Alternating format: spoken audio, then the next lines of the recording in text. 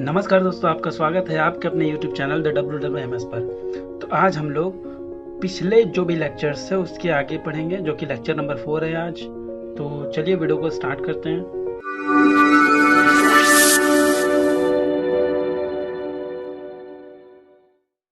तो आज हम सबसे पहला टॉपिक पढ़ेंगे जो कि है वोल्ट मीटर। वोल्ट मीटर क्या होता है ये मैंने पहले ही बता दिया था जब पोटेंशियल डिफरेंस बता रहा था मैं। तो पोटेंशियल डिफरेंस को मेज़र करने के लिए जो डिवाइस हम यूज़ करते हैं, इलेक्ट्रिकल इंस्ट्रूमेंट, वो होता है वोल्ट मीटर। ठीक है, तो कुछ इंस्ट्रूमेंट्स पढ़ेंगे हम लोग कि करंट मेज़र करने के लिए कौन सा डिवाइस यूज़ करते हैं, पोटेंशियल डिफरेंस मेज़र करने के लिए कौन सा डिवाइस यूज़ करते हैं। तो ये वोल्ट मीटर है पहला टॉपिक हमारा। तो वोल्ट मीटर के बारे में मैं पहले बताया हूँ, फिर से बता देता हूँ। तो वोल्ट मीटर क्या है? एक इलेक्ट्रिकल इंस्ट्रूमेंट है, electrical instrument through which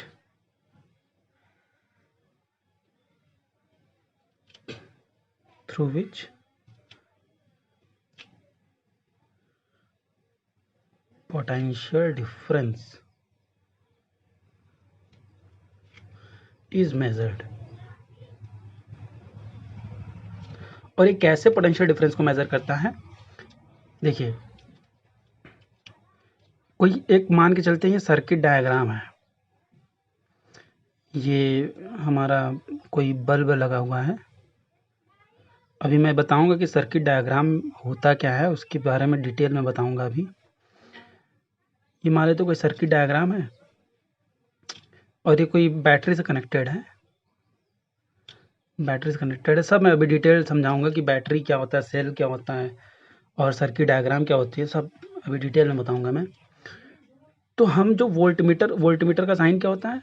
volt meter को साइन ऐसे रिप्रेजेंट करते हैं, बीच में वी लगा देते हैं और ऐसे दो वायर कनेक्ट कर देते हैं।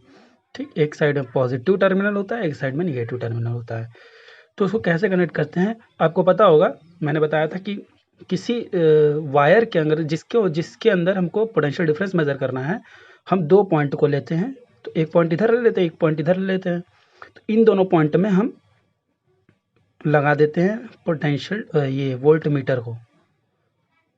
तो वोल्ट मीटर को लगा देंगे तो वोल्ट मीटर रीडिंग बता देगी कि इसके इस वाले पॉइंट पे और इस वाले पॉइंट के बीच में कितना पोटेंशियल डिफरेंस फ्लो कर रहा है। तो बेसिकली ये जो वोल्ट मीटर है वो मेज़र क्या करता है? वो मेज़र करता है कि इस वाले पॉइंट से इस वाले पॉइंट पर चार्ज पहुंचाने में कितना काम किया जा रहा है, वही ये बेसिक मेज़र करता है। ठीक, तो ऐसे इसका कुछ होता है। आप घर पे भी देखे होंगे, जो स्टेबलाइज़र होता है, अगर नहीं देखे होंगे कहीं पर भी तो आप देख लीजिए। जो पुरानी टीवी आती थी तो उसमें स्टेबलाइज़र आता था साथ में। तो उस स्टेबलाइज़र में वी लिखा होता था और ऐसे बनी होती थी, इसकी मीटर बना होता था। या फिर फ्रिज होगा, फ्रिज पहले के फ्रिज में आते थे, अब तो ऑटोमेटिक फ्रिज आ रहा है। तो ऐसे वी लिखा रहता था और यहाँ पर एक सुई लगी होती थी, निडल। ठीक, तो ये फ्लक्चुएट होता रहता था। तो वो बताता था, यहाँ पर रीडिंग लिखी होती थी 220 वोल्ट, 250 वोल्ट, 200 वोल्ट, ऐसे करके लिखा रहता था। ठीक, तो यही क्या होता है? ये वोल्ट मीटर होता है। इससे इस चीज़ से हम देख के बता देते हैं कि उस जो डिवाइस है हमारा, उसके अंदर कितना इनपुट वोल्टेज आ रहा है। वोल्ट मीटर मतलब पोटेंशियल डिफरेंस मेजर करता है। पोटेंशियल डिफरेंस का अनदर नाम क्या है? Volt meter. तो हमने देखा कि ये वोल्ट मीटर को हमने कैसे कनेक्ट किया है, पैरेलली कनेक्ट किया। अभी मैं पैरेलल और सीरीज सब डिस्कस करूंगा, तो आप अभी जान जाइए बेसिक कि हमने इस बल्ब के पैरेलल में कनेक्ट किया है क्या वोल्ट मीटर मेज़र करने के लिए। अगर हमको इस बल्ब का वोल्टेज मेज़र करना है, जैसे कि पोटेंशियल डिफरेंस मेज़र करना है कि इस बल्ब में कितना पोटेंशियल आ रहा है, पोटेंशियल डिफरेंस आ रहा है, तो हम इसके पैरेलल में वोल्ट मीटर को कनेक्ट कर देंगे। ठीक है, तो अगर पैरेलल में हमने कनेक्ट किया है तो इसकी क्या क्या स्पेसिफिकेशंस होनी चाहिए, इसकी प्रॉपर्टीज क्या होनी चाहिए? सबसे पहले तो एक प्रॉपर्टीज ये होनी चाहिए इसकी कि इसके पास हाई रेजिस्टेंस होना चाहिए। हाई रेजिस्टेंस क्या होता है वो भी मैं बताऊंगा जब ओम्स लॉ डिस्कस करूंगा, तो उसके अंदर आता है रेजिस्टेंस। तो आप बेसिक समझ लीजिए कि रेजिस्टेंस क्या होता है, मैं समझा देता हूँ। रेजिस्टेंस वो प्रॉपर्टी होती है, किसी मान लीजिए वायर है, तार, तो इसके अंदर अगर करंट फ्लो कर रहा है आई नाम का, ठीक, तो अगर इसके अंदर रेजिस्टेंस होगा तो ये क्या होता है, रेजिस्टेंस को आर से रिप्रेजेंट करते हैं। वैसे लिख देता हूँ मैं पूरा नाम, रेजिस्टेंस। तो रेजिस्टेंस क्या होता है, resistance is the property of material या फिर कंडक्टर या फिर anything. Resistance is the property of material through which it resist या फिर it opposes the flow of current. मतलब ये करंट के फ्लो को अपोज करेगा, मतलब अपने अंदर फ्लो करने नहीं देगा, ठीक। जैसे इसके अंदर मान लीजिए आई करंट फ्लो हो रहा है, तो रेजिस्टेंस इसकी इस मटेरियल की प्रॉपर्टी होगी कि वो इस करंट को फ्लो करने में रजिस्ट करेगा। एक तरीके से इनर्शिया आपने पढ़ा होगा क्लास 9th में मोशन चैप्टर में, इनर्शिया, कि कोई भी बॉडी अपने अंदर एक्सटर्नल फोर्स को आने में रजिस्ट करता है, अपोज करता है, अपनी इनिशियल पोजीशन पे हमेशा बना रहना चाहता है। अगर वो मोशन में है तो मोशन में ही रहेगा, और रेस्ट पे है तो रेस्ट पे ही रहेगा ड्यू टू इनर्शिया, ठीक। तो उसी तरीके से एक रेजिस्टेंस की भी यही, रेजिस्टेंस क्या है, resistance is the inertia of the material, ये कह सकते हैं हम, ठीक। तो ठीक है, तो ये रेजिस्टेंस क्या कर, रेजिस्टेंस है हमारा कि ये रजिस्ट करेगा इस करंट को फ्लो करने में। तो हमें क्या देखना है कि ये जो इसका वायर है, वोल्टमीटर का जो वायर है जिससे कनेक्ट करेंगे, उसका रेजिस्टेंस क्या होना चाहिए, हाई होना चाहिए। उसका रेजिस्टेंस हाई होना चाहिए। हाई का मतलब बहुत ज़्यादा हाई होना चाहिए कि वो थोड़ा सा भी करंट यहाँ पर इसके अंदर ना आए। जैसे अगर मान लीजिए आई यहाँ पर करंट फ्लो कर रहा है, तो इसके अंदर थोड़ा सा भी करंट ना आए, सारा करंट मेरा बल्ब में चला जाए, और बल्ब में मैक्सिमम करंट मिलेगा तो मैक्सिमम वोल्टेज लेके फिर ये ग्लो करने लगेगा। मतलब हम ये चाहते हैं कि थोड़ा सा भी करंट वोल्टमीटर के अंदर ना जाए। तो इसका जो मटेरियल लेना होगा वोल्टमीटर के अंदर, जो भी मेजरिंग इंस्ट्रूमेंट के जो मटेरियल बनाएंगे हम लोग, वो कैसा बनाएंगे कि हाई रेजिस्टिव मटेरियल का यूज़ करेंगे हम बनाने के से पहले, ठीक। तो ये था बेसिक वोल्टमीटर का फंडा। तो चलिए अब आगे पढ़ते हैं। तो एक दूसरा इंस्ट्रूमेंट होता है, सेकेंड इंस्ट्रूमेंट हम पढ़ेंगे, उसको बोलते हैं एम मीटर। एम मीटर नाम का एक इंस्ट्रूमेंट होता है, इसके बारे में चलिए पढ़ते हैं। एम मीटर एक ऐसा इंस्ट्रूमेंट है जो क्या करता है, मेजर करता है, it measures what, it measures the current flowing in conductor. अगर किसी भी कंडक्टर में हम, जैसे वायर है, वायर के अंदर अगर हम फ्लो करा रहे हैं किसी भी करंट को, तो कितना क्वांटिटी फ्लो कर रहा है उस करंट, उस मटेरियल में। जैसे ये मान लेते हैं कोई सर्किट डायग्राम बल्ब का, ये बल्ब है,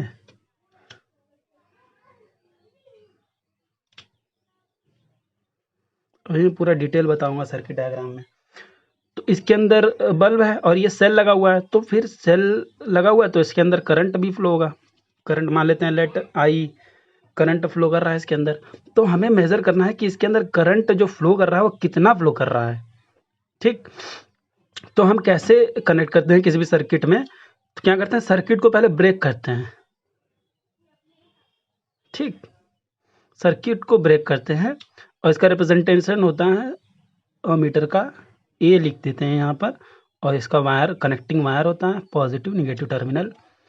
तो वैसे ही यहाँ पर लगा देंगे एक ए मीटर, ठीक। यहाँ पॉजिटिव निगेटिव टर्मिनल है इसका।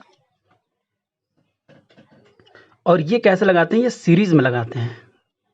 देख रहे होंगे आप कि ये बल्ब के साथ में ही लगा हुआ है, बल्ब के पैरेलल में नहीं लगा हुआ। पिछला वाला वोल्टमीटर क्या था, बल्ब के ठीक पैरेलल में वो लगा हुआ था। अब ये क्या लगा हुआ है, बल्ब के ठीक साथ में लगा। साथ में क्यों लगाते हैं, क्योंकि इसमें मैक्सिमम से मैक्सिमम करंट पास हो जाए जो सेल से निकल रहा है। जितनी भी करंट सेल से निकल रही है इसके थ्रू ये मैक्सिमम से मैक्सिमम पास हो जाए। जितना ज़्यादा पास हो जाएगा उतना वो एग्जैक्ट रीडिंग बताएगा। तो इसलिए इसको क्या लगाते हैं, हम सीरीज में लगाते हैं। तो सीरीज में लगाते हैं, ठीक। तो अमीटर की अब क्या प्रॉपर्टीज क्या होनी चाहिए,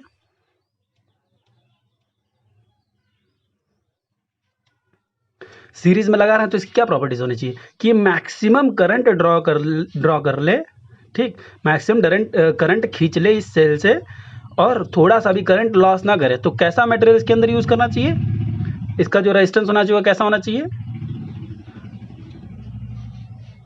रेजिस्टेंस इसका नेग्लिजिबल होना चाहिए, नेग्लिजिबल। नेग्लिजिबल का मतलब बिल्कुल भी रेजिस्टेंस इसके अंदर नहीं होना चाहिए। इसके ये जो अमीटर का हम वो बनाएंगे इंस्ट्रूमेंट, ये इसमें ऐसा मटेरियल यूज़ करेंगे जिसमें रेजिस्टेंस बिल्कुल भी ना हो, तो वो मैक्सिमम से मैक्सिमम करंट इस सेल के थ्रू अपने अंदर खींच के और उसकी मैक्सिमम रीडिंग दे देगा।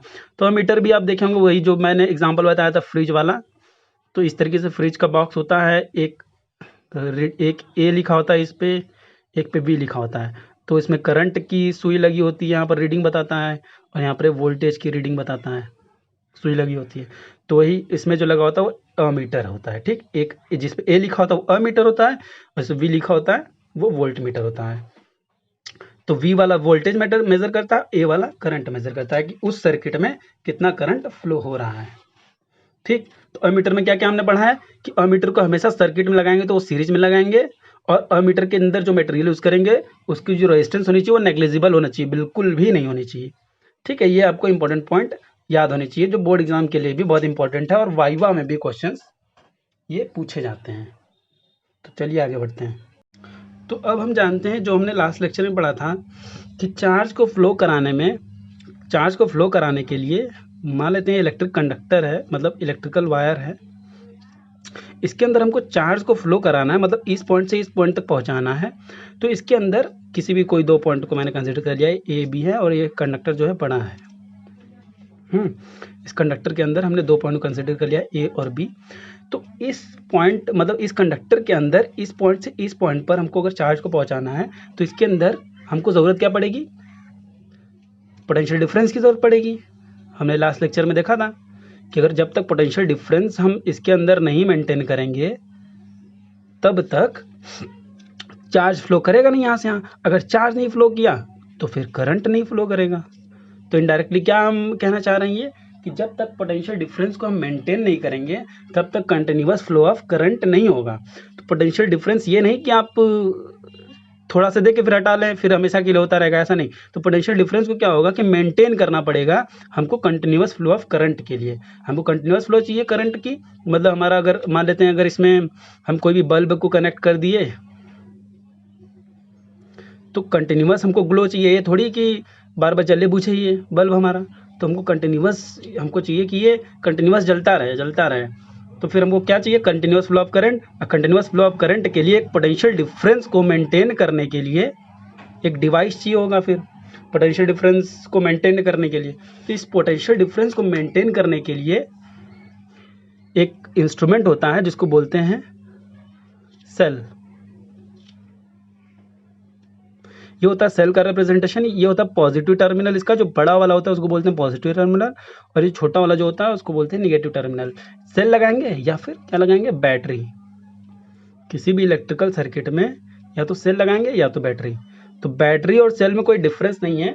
बैटरी मेनली क्या है बता रहा हूं मैं,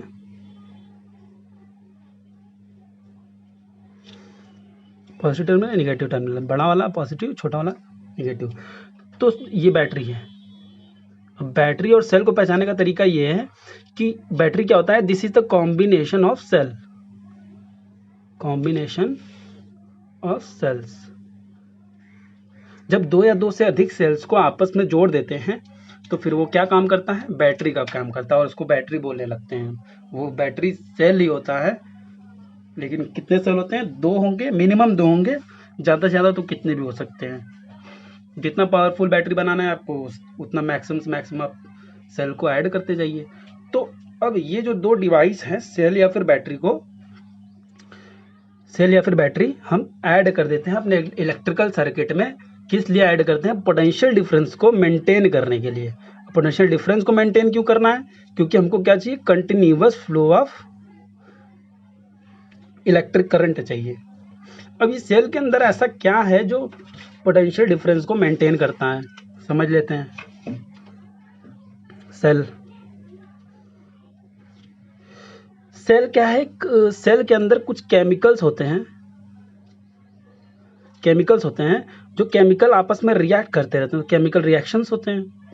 तो अब ये केमिकल रिएक्शन, कई टाइप के केमिकल रिएक्शन होते हैं उसके अंदर।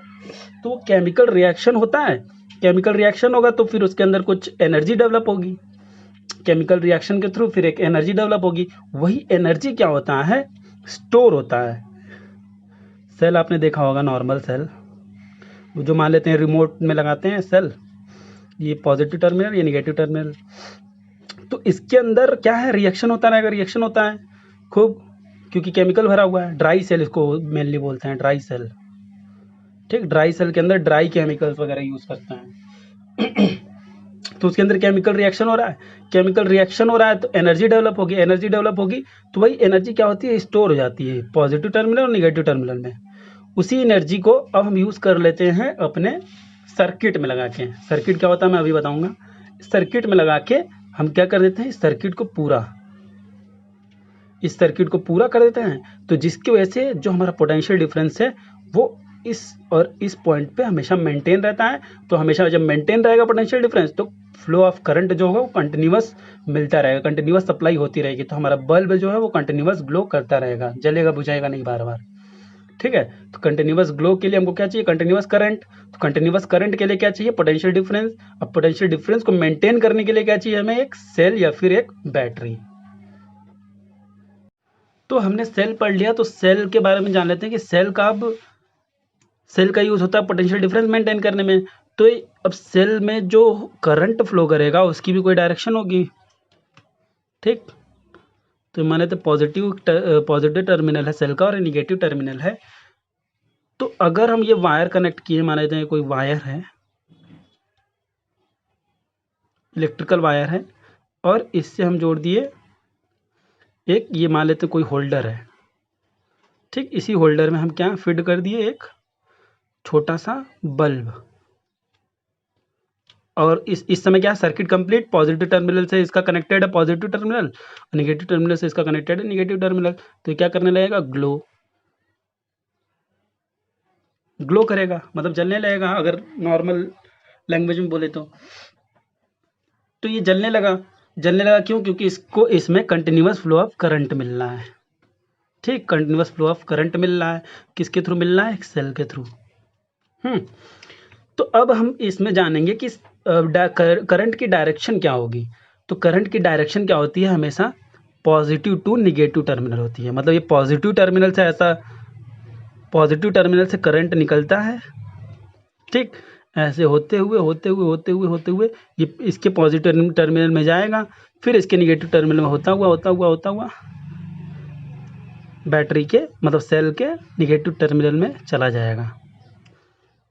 तो कहाँ से कहाँ होता है, आई की डायरेक्शन, आई मतलब करंट की डायरेक्शन, इलेक्ट्रिक करंट की डायरेक्शन क्या होती है, positive to negative terminal of cell और बैटरी। ओके फ्रेंड्स, तो चलिए अब जान जाते हैं, हम लोग जानते हैं कि करंट जो है फ्लो करता है वो तो कंडक्टर में ही फ्लो करता है, वो जानते हैं हम। लेकिन फ्लो कैसे करता है वो जान लेते हैं। मान लीजिए कोई इलेक्ट्रिकल वायर है, उसका मैं डायग्राम बना रहा हूँ काफ़ी ब्रॉड। ठीक, ये एक इलेक्ट्रिकल वायर है, ब्रॉड बना रहा हूँ। इलेक्ट्रिकल वायर है तो ये क्या होगा, एक कंडक्टर, ये कंडक्टर होगा। अब कंडक्टर है तो कंडक्टर में मैंने बताया था क्या होता है, फ्री इलेक्ट्रॉन्स। तो इसमें फ्री इलेक्ट्रॉन्स होंगे ऐसे ऐसे। देखिए मैं डिटेल में बता रहा हूँ, थोड़ा वीडियो लॉन्ग हो सकता है बट समझ में आपको बहुत अच्छे से आएगा, जो आपको फ्यूचर में परेशानी नहीं होगा। ऐसा पढ़िए कि एक ही बार पढ़िए, बार बार रिवाइज करने की भी ज़रूरत ना पड़े और रटने की ज़रूरत ना पड़े। तो ये कंडक्टर है, कंडक्टर के अंदर तो फ्री इलेक्ट्रॉन्स होंगे, ये तो पता ही है। अब फ्री इलेक्ट्रॉन्स होंगे तो उनका जो डायरेक्शन होता है ना, बिना अगर इसमें सोर्स कोई कनेक्टेड नहीं है तो ये इधर उधर किसी भी डायरेक्शन में, रैंडम डायरेक्शन में मूव करते रहेंगे। कोई इलेक्ट्रॉन इधर, कोई इधर, हर अलग अलग डायरेक्शंस में मूव करेंगे। इनका कोई एक पर्टिकुलर डायरेक्शन में नहीं होगा, क्या होगा, रैंडम डायरेक्शन में मोशन करेंगे ये। ठीक। तो रैंडम डायरेक्शन में मोशन करेंगे तो इसका हमें कोई फायदा नहीं है, ये तो कंडक्टर का कोई फायदा ही नहीं है हमें, क्योंकि रैंडम डायरेक्शन में मोशन करते हैं तो इनका जो नेट मोशन होता है, नेट मोशन, तो नेट मोशन अगर निकालेंगे हम, इसका नेट मोशन का मतलब नेट स्पीड या फिर नेट वेलोसिटी इसकी निकालेंगे तो होती है ज़ीरो। ये नेट इसकी जो मोशन होती है सब आपस में टकरा टकरा के सारी एनर्जी को लॉस कर देते हैं, तो उनका जो हो जाता है वो ज़ीरो हो जाता है। ठीक। तो अब अगर इसी कंडक्टर को, सेम कंडक्टर को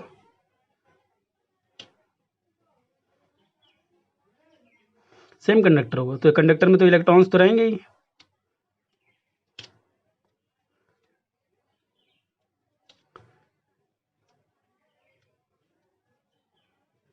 सेम कंडक्टर है तो इलेक्ट्रॉन तो रहेंगे ही, इलेक्ट्रॉन रहेंगे। ठीक। तो सेम कंडक्टर को एक सेल से कनेक्ट कर दें, अगर सेल से कनेक्ट कर दें, सेल या फिर बैटरी से, जो कि जिसको बोलते हैं पावर सोर्स है,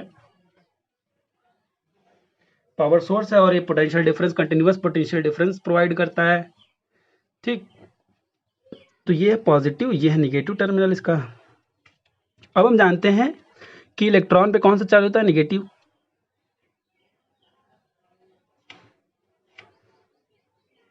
इलेक्ट्रॉन पे निगेटिव चार्ज होता है, ये हमें पता है।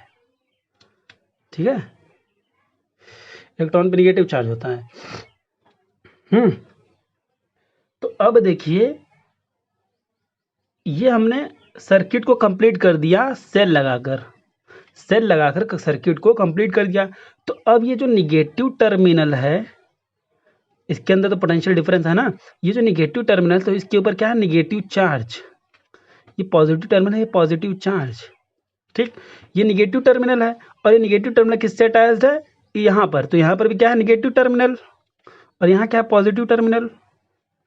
ओके, यहाँ पर पॉजिटिव है तो सेम ही तो वायर कनेक्टेड है यहाँ पर, तो सेम वायर कनेक्टेड है तो यहाँ पॉजिटिव, और यहाँ निगेटिव है तो सेम वायर यहाँ पर कनेक्टेड है तो ये भी निगेटिव। तो अब जानते हैं हम कि ये निगेटिव टर्मिनल है, और इलेक्ट्रॉन के ऊपर जो चार्ज होता है वो भी निगेटिव होता है। जो निगेटिव निगेटिव का हमने क्या बताया था, निगेटिव निगेटिव अगर लाइक चार्जेस हो गए, फिर लाइक चार्ज मैंने बताया था ना, दो टाइप के चार्ज होते हैं, एक लाइक और एक अनलाइक। मतलब सिमिलर चार्ज अगर सेम टाइप के चार्ज होंगे, मान लो निगेटिव निगेटिव चार्ज है, तो आपस में क्या करेगा, रिपेल करेगा। रिपेल का मतलब एक दूसरे से दूर भगाएगा। मतलब अगर ये मान लेते हैं निगेटिव चार्ज, यहाँ पर भी एक निगेटिव चार्ज है, अगर हम इन दोनों को पास में लाएंगे तो क्या करेंगे, आपस में दूर दूर जाएंगे, मतलब रिपेल करेंगे, एक दूसरे को प्रतिकर्षित करेंगे। ठीक। तो ये निगेटिव चार्ज है तो ये इलेक्ट्रॉन क्या करेगा, रिपेल करेगा। रिपेल करेगा तो इसको दूर भगाएगा, अपने से दूर भगाएगा तो कहाँ भागेगा, ये इधर। ठीक। और ये वाला भी इलेक्ट्रॉन है, ये वाला इलेक्ट्रॉन निगेटिव चार्ज, ये भी निगेटिव चार्ज, सब निगेटिव चार्ज आपस में, तो सब क्या करेंगे, दूर भगाएंगे एक दूसरे को, सब दूर भगाएंगे। और सब दूर भगाएंगे भी, और एक ही डायरेक्शन में सब मोशन करेंगे, मतलब सेम डायरेक्शन। देखिए, और सबका जो डायरेक्शन हो गया वो एक ही हो गया, सेम। ठीक है, तो सबका डायरेक्शन एक ही हो गया, सेम। और ये क्या, पॉजिटिव टर्मिनल। तो पॉजिटिव टर्मिनल क्या होता है, निगेटिव को अट्रैक्ट करता है, मतलब अपने पास खींचता है। तो क्या, इलेक्ट्रॉन को अपने पास खींचेगा। तो इलेक्ट्रॉन मूव करते करते इस कंडक्टर के थ्रू, मैं ये भी वायर ही है एक, जो मैं काफ़ी बड़ा बना दिया हूँ, और ये भी एक वायर ही है, मतलब सेम चीज़ है ये भी। तो इसके थ्रू इलेक्ट्रॉन कहाँ चला जाएगा, यहाँ पर घुस जाएगा, मतलब पॉजिटिव टर्मिनल में घुस जाएगा। फिर यहाँ से निकलेगा, यहाँ जाएगा, फिर यहाँ घुस जाएगा। तो जो डायरेक्शन हो जाएगी ना, वो सबकी एक जैसी होगी, मतलब सेम डायरेक्शन। ऊपर वाले केस में क्या था, रैंडम डायरेक्शन में मूव कर रहे थे, अब क्या, सेम डायरेक्शन मूव कर रहे हैं। सेम डायरेक्शन मूव कर रहे हैं तो नेट इसका जीरो नहीं है, अब net is not equal to zero. Net motion इसका अगर हम निकालेंगे तो वो जीरो नहीं होगा, तो कुछ न कुछ ये हमें फायदा देगा। नेट जीरो नहीं है तो, ऊपर वाला नेट जीरो था तो इसका कोई फायदा नहीं था, मतलब फालतू था ये। अब नेट इसका जीरो नहीं है तो फिर कुछ ना कुछ हमें प्रॉफिट देगा। प्रॉफिट देगा मतलब क्या देगा, अगर हम इसको कोई बल्ब से कनेक्ट कर दें तो फिर हमें क्या देगा, ये एनर्जी देगा, मतलब बल्ब को ग्लो कर देगा। ठीक। सेम डायरेक्शन में अब सब मोशन करने लाएंगे, एक जैसे डायरेक्शन में। तो अब जो हमने क्या बताया था, स्टार्टिंग वाला आपने अगर फर्स्ट लेक्चर देखा होगा क्लास 10th का, हमने बताया था, सेकंड लेक्चर बताया था कि जो इलेक्ट्रॉन की मोशन होती है, जिस डायरेक्शन में इलेक्ट्रॉन की मोशन होती है, उसके ठीक अपोजिट डायरेक्शन में करंट का मोशन होता है, इलेक्ट्रिक करंट का मोशन होता है। मतलब आई का जो डायरेक्शन होगा उसके ठीक अपोजिट डायरेक्शन में होगा क्या, इलेक्ट्रॉन की डायरेक्शन। तो इलेक्ट्रॉन की डायरेक्शन कहाँ मोशन कर रही है, यहाँ से यहाँ की ओर। मतलब इलेक्ट्रॉन की डायरेक्शन क्या है, यहाँ से यहाँ। तो हमारा करंट का डायरेक्शन क्या होगा, यहाँ से यहाँ। ठीक, मतलब यहाँ मूव करेगा, यहाँ से यहाँ मूव करेगा। ठीक, इलेक्ट्रॉन और सॉरी इलेक्ट्रॉन नहीं, ये करंट, इलेक्ट्रिक करंट यहाँ से यहाँ मूव करेगा। क्यों, क्योंकि इलेक्ट्रॉन यहाँ से यहाँ मूव कर रहा है। इलेक्ट्रॉन ठीक अपोजिट डायरेक्शन में यहाँ मूव कर रहा है, तो फिर करंट कहाँ से कहाँ मोशन करेगा, यहाँ से यहाँ। मतलब लेफ्ट टू राइट मोशन करेगा करंट, और राइट टू लेफ्ट मोशन करेगा इलेक्ट्रॉन। और एक और चीज़ अभी मैंने बताया था, जो सेल बताया था, तो सेल में क्या होता है, हमेशा positive to negative terminal motion करता है। मतलब डायरेक्शन होती है जो करंट की, वो पॉजिटिव टू नेगेटिव टर्मिनल होती है। तो ये था फर्स्ट केस और ये था सेकेंड केस। फर्स्ट केस में क्या था, इसमें कोई भी हमने सेल को कनेक्ट नहीं किया था, सेल इज़ नॉट प्रेजेंट। ठीक, मतलब इस पर कोई भी पोटेंशियल डिफरेंस हमने अप्लाई नहीं किया था। सेकेंड कंडीशन क्या था, इसमें सेल प्रेजेंट है, तो मतलब इसमें पोटेंशियल डिफरेंस को अप्लाई किया था, फिर ये कंडीशन हमको मिला। तो चलिए आगे बढ़ते हैं, इलेक्ट्रिक सर्किट के बारे में पढ़ते हैं। तो इलेक्ट्रिक सर्किट चलिए समझ लेते हैं।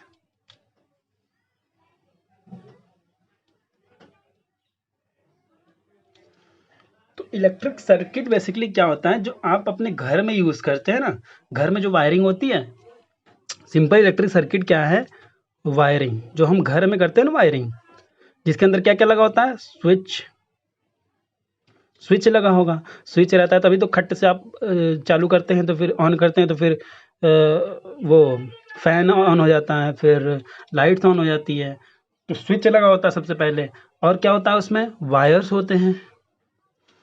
स्विच होता है, वायर होता है, इलेक्ट्रिकल अप्लायंसेज होते हैं।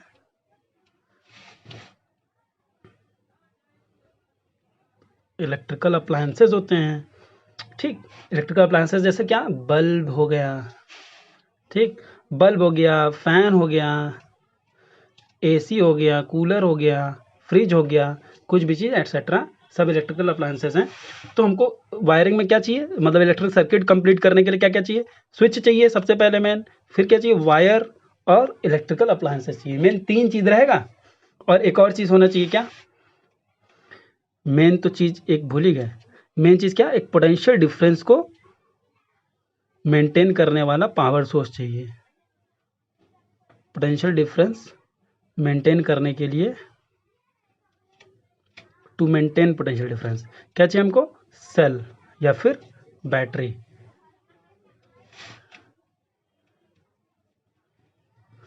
ठीक, तो मेन क्या क्या चीज़ होना चाहिए। वैसे तो बहुत सी चीज़ हम अपने घर में यूज़ करते हैं, एक रूम में करीब 10-12 यूज हो जाते हैं स्विचेस, क्योंकि अलग अलग इलेक्ट्रिकल अप्लायंसेस को यूज़ करना होता है।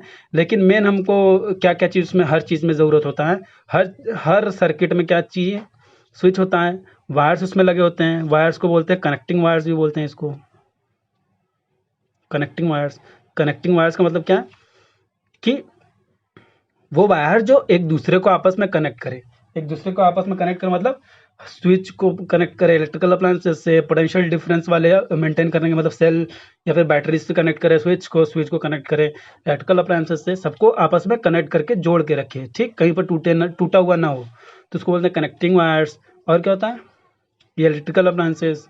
ठीक, तो ये सारे चीज़ें अगर एक साथ हम सबको कनेक्ट कर दें, मिला दें, तो जो फॉर्म होता है उसको बोलते हैं इलेक्ट्रिकल या फिर इलेक्ट्रिक सर्किट।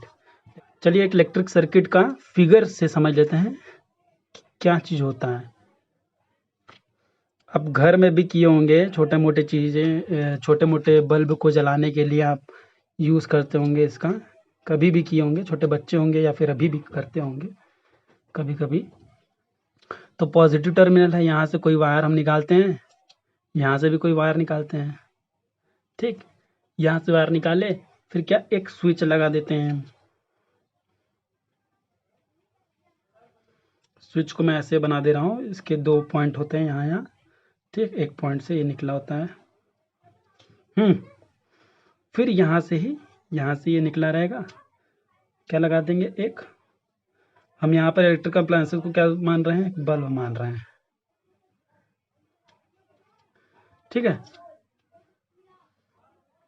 ये क्या है, स्विच, ये है सेल, ठीक, और ये इलेक्ट्रिकल अप्लायंसेस मतलब बल्ब, और ये सब क्या है, कनेक्टिंग वायर्स।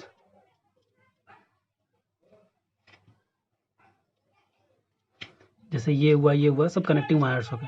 और पॉजिटिव टर्मिनल से निकलता है करंट, बता चुका हूं मैं, और निगेटिव टर्मिनल में चला जाता है। ठीक, करंट निकलता है पॉजिटिव टर्मिनल में, निगेटिव टर्मिनल में चला जाता है। तो ये हो गया एक सर्किट। और ये कैसा सर्किट है, ये ओपन सर्किट है, क्योंकि आप देख रहे हैं ये जो यहाँ पर ये है, यहाँ से सर्किट ब्रेक है। ठीक, मैंने देखिए ये यहाँ से निकाला है, यहाँ से फिर ये तब इसमें जोड़ा है, फिर यहाँ से जो निकाला ये तो पूरा देखिए यहाँ पर सर्किट जो है कहीं पर वायर टूटा हुआ नहीं है, कहीं पर वायर टूटा हुआ नहीं है। तो स्विच का मेन यही काम होता है, इलेक्ट्रिक सर्किट को कंप्लीट करना और इलेक्ट्रिक सर्किट को डीअसेंबल करना, या तो इलेक्ट्रिक सर्किट को क्लोज करना या तो ओपन करना। क्लोज करने का मतलब क्या होता है, अगर क्लोज रहेगा इस समय क्या है, ये ओपन, क्यों, क्योंकि यहाँ पर इलेक्ट्रिक वायर देखिए यहाँ पर टूटा हुआ है, टूटा मतलब ओपन है, मतलब सर्किट कंप्लीट नहीं है ये, तो इसको क्या बोलेंगे, ओपन सर्किट है। दो टाइप का सर्किट होता है, आप इसी में समझ लीजिए, ये ओपन सर्किट है। ठीक, और सेकेंड अगर हम बनाना चाहें इसी तरीके से, तो ये हो गया सेल, ये स्विच,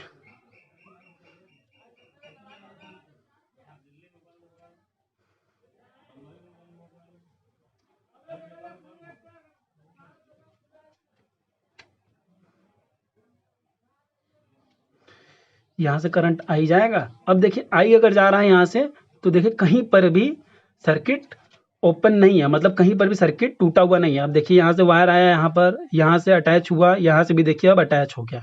इस वाले केस में क्या था, यहाँ पर ओपन था, मतलब यहाँ से यहाँ हमारा टूटा हुआ था सर्किट, तो सर्किट जहाँ पर टूटा रहेगा वहाँ पर करंट पास होगा ही नहीं, करंट पास नहीं होगा तो फिर सर्किट उसको बोलेंगे कंप्लीट नहीं है, तो यहाँ पर बल्ब ग्लो नहीं करेगा। और यहाँ पर क्या होगा, बल्ब ग्लो करेगा। ठीक है, बल्ब ग्लो करेगा तो फिर हमें रोशनी मिलेगी।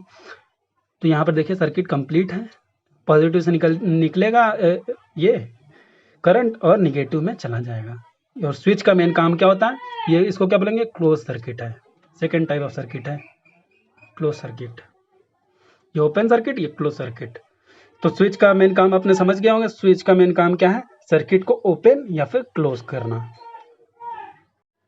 तो सर्किट का आपको अगर कोई डेफिनेशन पूछता है, तो सर्किट का डेफिनेशन आप क्या बताएंगे कि ऐसा कंटिन्यूअस पाथ जो कि कनेक्टिंग वायर से बना हुआ हो, और जिसमें क्या क्या हो, स्विच हो, वायर्स हो, इलेक्ट्रिकल अप्लायंसेज हो, और मेन चीज़ क्या हो, पोटेंशियल डिफरेंस को मेंटेन करने वाला सेल हो या फिर बैटरी हो। वो क्या होना चाहिए, कंटिन्यूअस पाथ। ठीक, तो उसी को बोलेंगे क्या, इलेक्ट्रिक सर्किट। तो चलिए कुछ सिंबल्स पढ़ लेते हैं जो कि इलेक्ट्रिक सर्किट में यूज़ होते हैं, आपको न्यूमेरिकल सॉल्व करते समय यूज़ आएगा। सिंबल्स तो किसी भी सर्किट के अंदर कुछ सिंबल्स हम लोग यूज़ करते हैं, किसी भी चीज़ को शो करने के लिए। हम लोग डायरेक्ट उसका वो बना तो सकते नहीं है, बल्ब बनाना हो तो वो बनाएंगे नहीं न्यूमेरिकल सॉल्व करते के समय या फिर सर्किट डायग्राम करते समय। तो ऐसे कुछ स्टैंडर्ड क्या कह सकते हैं कि स्टैंडर्ड सिंबल्स होते हैं जो कि सभी फॉलो होते हैं, तो उसको क्या बोलते हैं, सर्किट सिंबल्स, जो सर्किट के अंदर होते हैं। तो सेल का मैंने सबसे पहले बता दिया था कि सेल का ऐसे बनता है, सेल इसको ये होता है पॉजिटिव टर्मिनल, जो बड़ा वाला होता है पॉजिटिव टर्मिनल, ये होता है निगेटिव टर्मिनल जो छोटा वाला होता है। और बैटरी का भी मैंने बता दिया था कि कॉम्बिनेशन ऑफ, ऐसे कई सारे, आप 3-4 भी लगा सकते हैं। ठीक, कॉम्बिनेशन ऑफ बैटरीज और कॉम्बिनेशन ऑफ सेल्स को बोलते हैं बैटरी। ठीक, ये बैटरी हो गया। और सी, और ये नॉर्मल लाइन ड्रॉ है अगर, तो इसको बोलेंगे ये सेल है, लिख देते हैं मैं, ये बैटरी, ये कनेक्टिंग वायर।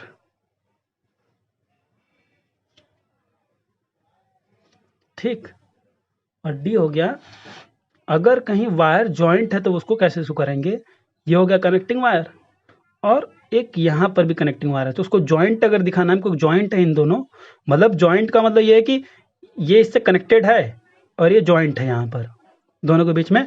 जैसे नहीं होता है कि एक बड़ा सा तार वायर लेते हैं तो फिर बीच में छील के दूसरा उसी में जोड़कर फिर दूसरा वायर निकाल लेते हैं उसमें से। तो यही चीज़ है यहाँ पर। तो क्या है, यहाँ पर जॉइंट को शो करने के लिए ऐसा फिगर हम शो करेंगे। जॉइंट के बाद क्या है, ABCDE। फिर अगर रेजिस्टेंस को शो करना है, रेजिस्टेंस के बारे में अभी ओम्स लॉ में बहुत डिटेल में आप पढ़ेंगे। रेजिस्टेंस को शो करने का ये तरीका होता है, उसको R से रिप्रेजेंट करते हैं, ये रेजिस्टेंस है, ठीक। और एक और चीज़ होता है रेजिस्टेंस ही, ABCD। फिर एक और टाइप के रेजिस्टेंस होते हैं, इसको वेरिएबल रेजिस्टेंस बोलते हैं। ये ऐसे इसको डिनोट करते हैं, ठीक। ये क्या है, वेरिएबल रेजिस्टेंस, वेरिएबल रेजिस्टेंस। इसको ऐसे भी कर सकते हैं और कई जगह पर आपको ऐसे भी मिलेगा।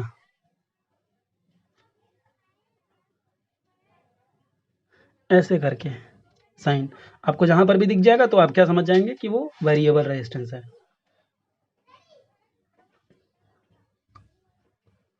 और एक ऐसे सिंबल है कि मान लीजिए कोई वायर है, यहां से गया और एक दूसरा वायर हमको पास करना है इसके थ्रू ही, लेकिन विदाउट टच, ठीक, विदाउट कॉन्टैक्ट। तो ऐसे दिखाएंगे ये। तो क्या है, वायर क्रॉस करता हुआ दिखा रहे हैं हम, wire crossing but without contact, without contact, ठीक।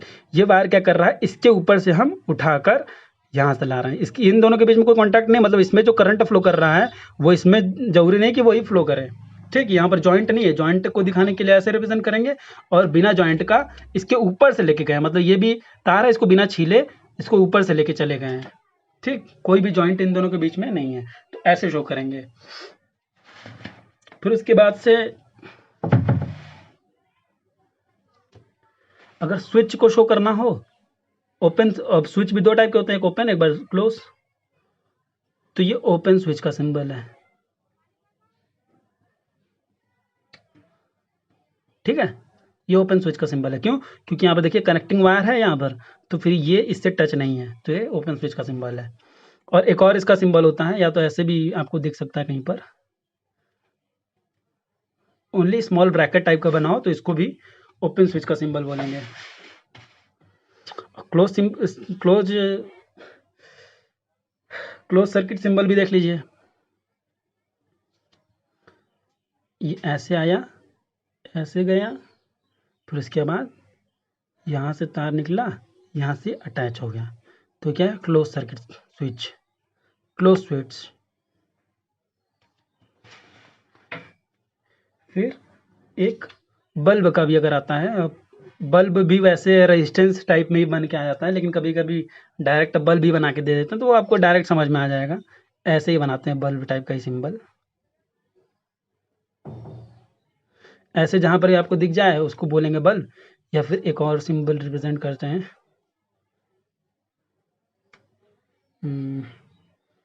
ये सर्कल है और ऐसे, ठीक। उसको मैं साफ क्लियर बना दे रहा हूँ उसको।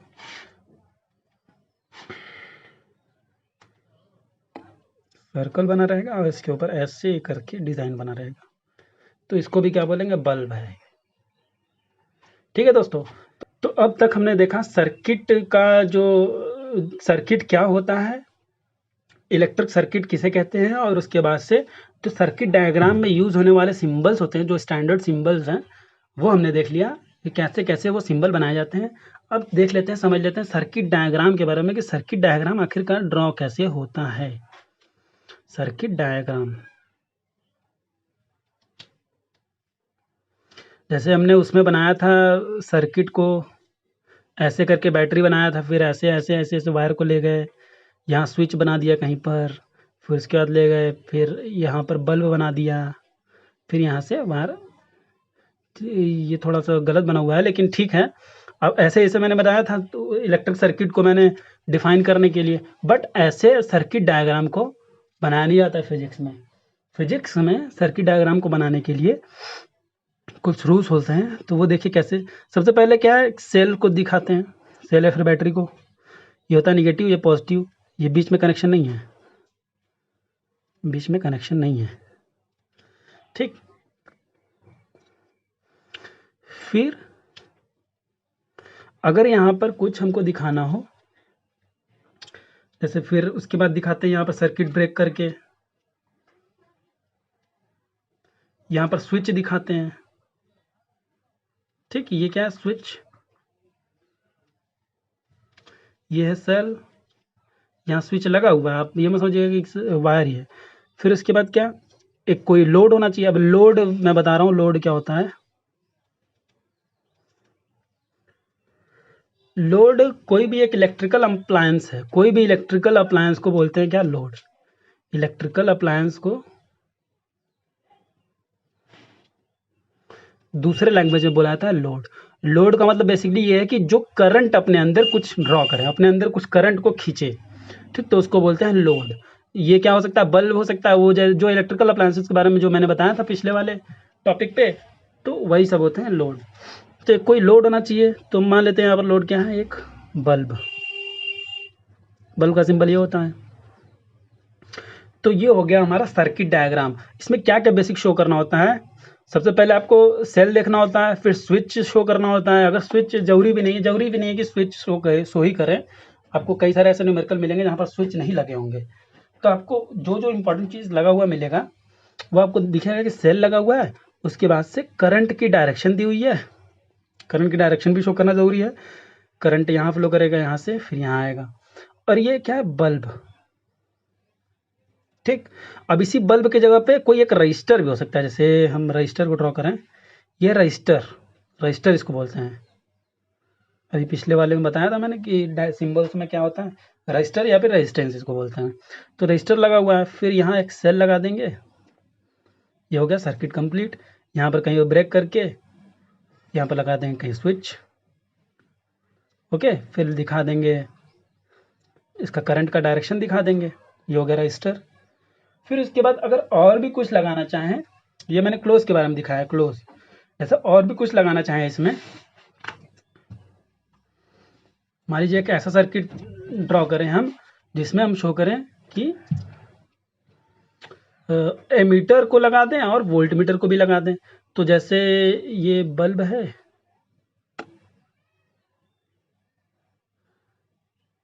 बल्ब है, तो हमको अगर अमीटर लगाना होगा, अमीटर, अमीटर क्या मेजर करता है, करंट। अब उसको कैसे लगाते हैं हम सर्किट डायग्राम में, सर्किट में उसको सीरीज में लगाते हैं। मतलब जिस वायर में कनेक्ट होगा हमारा लोड, उसी वायर में कनेक्ट कर देंगे अमीटर को। और अमीटर का रिप्रेजेंटेशन है ए। उसका चार्ज, उसका अगर दिखाना चाहें टर्मिनल पॉजिटिव निगेटिव तो वो भी दिखा सकते हैं। फिर उसके बाद एक स्विच लगा दें जो कि क्लोज है, उसके बाद एक बैटरी या फिर सेल लगा दें। ठीक, फिर ये सर्किट हो गया कंप्लीट। करंट गया यहाँ से, करंट आया यहाँ पर।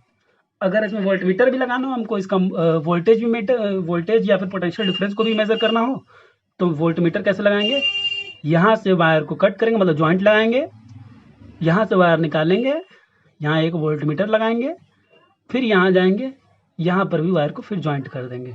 मतलब हमेशा वोल्टमीटर को कैसे लगाएंगे, जो भी लोड होगा उसके पैरेलल में लगाएंगे। देखिए आप पैरेलल दिख रहा होगा, यहाँ से लाइन ड्रॉ करेंगे और यहाँ से लाइन ड्रॉ करेंगे तो क्या हो गया, पैरेलल। ठीक, जिस वायर में यहाँ कनेक्टेड है लोड हमारा, उसके ठीक पैरेलल वाले वायर में कनेक्टेड है वोल्टमीटर, तो पैरेलली कनेक्ट करेंगे। तो ये हो गया हमारा सर्किट डायग्राम, जो कि कंप्लीट सर्किट डायग्राम है ये। इसमें अमीटर भी कनेक्टेड है, वोल्टमीटर भी कनेक्टेड है, इसमें करंट को भी दिखा दिया गया, करंट की डायरेक्शन, और ये पोटेंशियल डिफरेंस की है। पोटेंशियल डिफरेंस को वी से रिप्रेजेंट करते हैं, वी दिखाते हैं हम। जैसे अगर पोटेंशियल डिफरेंस मतलब सेल अगर लगा दिया हमने, तो सेल की जगह पे हम क्या लिख देंगे, वी। ठीक, फिर करंट दिखा दिया, अमीटर दिखा दिया, लोड दिखा दिया, फिर करंट की डायरेक्शन, आने वाली जाने वाली, स्विच दिखा दिया, सब दिखा दिया। तो ये क्या है, कंप्लीट सर्किट डायग्राम। तो चलिए आज के लिए बस इतना ही।